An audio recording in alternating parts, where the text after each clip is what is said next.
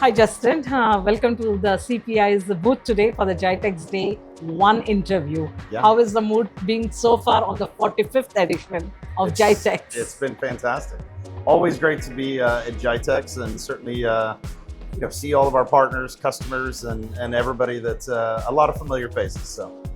But if I'm not mistaken, Justin, GITEX has been around and veterans like you who've been and seen all that, as we were discussing previously. Yeah. You said 2012 you were around here on the first time. I think that's right. So this is almost 13 years, which makes me old. So.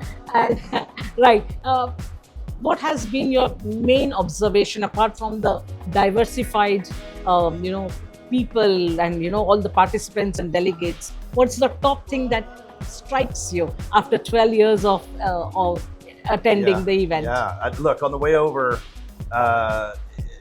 it's always shocking to see just how many different types of technologies are being brought to market. Now we're seeing robots walk the halls. So that's always interesting, and it's always the delegations from all the different countries. I mean, it's really a phenomenal show to really bring, I think, not only the diversity, but incredible technologies together. Justin, UAE has definitely proved that it has moved from desert to digital first nation. Yeah. It's a long journey and almost futuristic. We are targeting 2071. What it talks about UAE, and where does a person like you then rate this nation? Wow. Huge question. I mean, the reality is regardless of where you go in the Middle East now, right? I think the cornerstones being the UAE, Saudi, and certainly Qatar. You're seeing obviously the foreign investments that are coming into the region. There are amazingly bold visions that each of the countries are really bringing to market. I'm always excited when you get to see, I think the first time I was coming to UAE was back in 2008 with SolarWinds.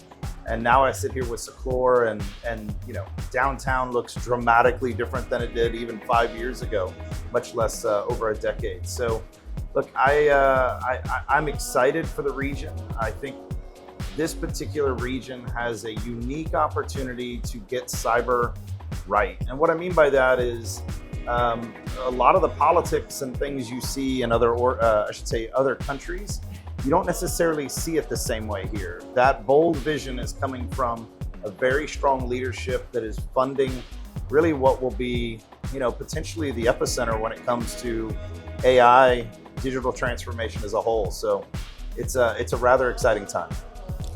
Justin, a global thought leader like you, what does it seem like for the UAE? Are we evolved already as a magnet to attracting the global tech talent here? Yeah, I would say that's certainly something that's changed dramatically. Only a few years ago, I would say that was going to be one of the biggest blockers to really achieving a lot of the vision that was evolving here in the region. But it's when you come to Dubai or Abu Dhabi, anywhere in the UAE, the reality is you're also seeing incredible talent being drawn. I think the government has really done a lot of things to invest in attracting that talent. So I really don't see anything blocking this country from achieving the greatness that they're really being tasked with. So really the limitations is really how bold or how big the vision could possibly be. Right, and what is Seclore displaying this year at GITEX? Yeah, this year it's really about how do we continue to refine helping organizations understand where their most sensitive data sits.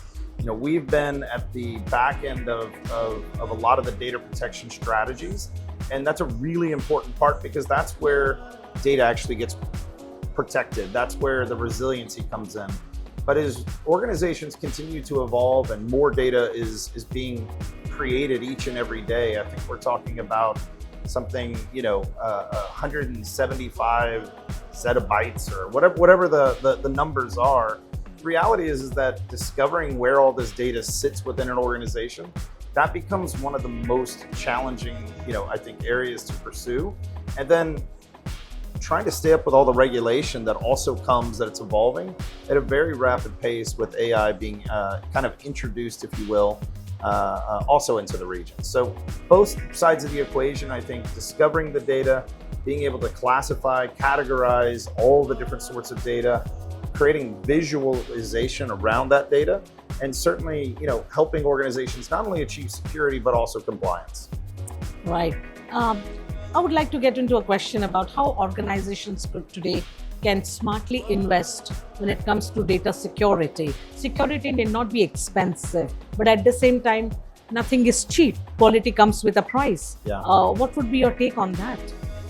Yeah, look, I think there are phenomenal technologies that every organization has to invest in, right? What I would refer to as career-limiting moves to not make those investments.